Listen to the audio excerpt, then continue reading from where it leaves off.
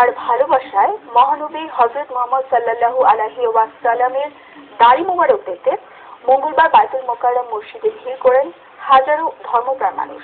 মহানবীর দাড়ি মোবারক দেখে আবেগে আপ্লুত হয়েছেন ধর্মপ্রাণ মুসলমানরা, আবার কেঁদেছেন অনেকেই একে জীবনের পরম পাওয়া বলে আখ্যায়িত করেছেন। জাহাঙ্গীর আকন্দের রিপোর্ট।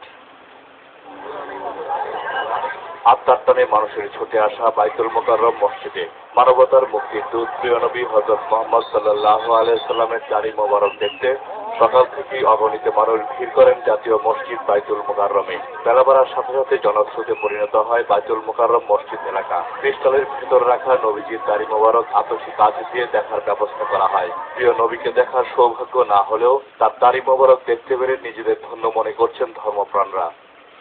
মক্কা শরীফ যেতে পারি নাই এবং রাসূল সাল্লাল্লাহু আলাইহি ওয়াসাল্লামকে দেখতে পারি নাই, এটা দেখাতে মনে হয় একটা অনুভূতি যে আমি একটা সুন্দর জিনিস দেখলাম এবং রাসূল সাল্লাল্লাহু আলাইহি ওয়াসাল্লামকে অনুভূত হয়।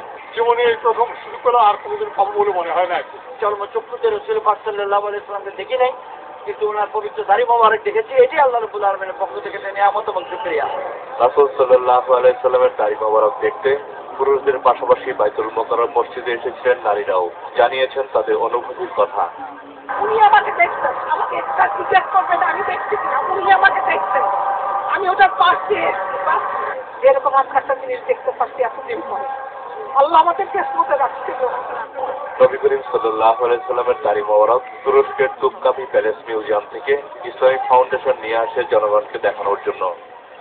নবী হযরত রাসূল পাক সাল্লাল্লাহু আলাইহি ওয়াসাল্লাম তার পবিত্র দাড়ি মোবারক দেখার এই যে আবেগ, আমরা কাউকে কিন্তু বারণ করতে পারি না। কেউ যদি এখানে এসে পড়ে কাউকে আমরা ধাক্কা দিয়ে ফেলে দিতে পারি না, কারণ তার আবেগের প্রতি আমরা সম্মান দেখাতেই হয়।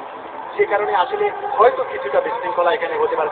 মহানবীর আদর্শ জীবন ও কর্মে ধারণ করে বদলে যাবে জীবন, আল্লাহর কাছে এমনটাই আকুতি নবীজির দাড়ি মোবারক দেখতে আসা মানুষের। জাহাঙ্গীর আকন্দ, বাংলা ভিশন, ঢাকা।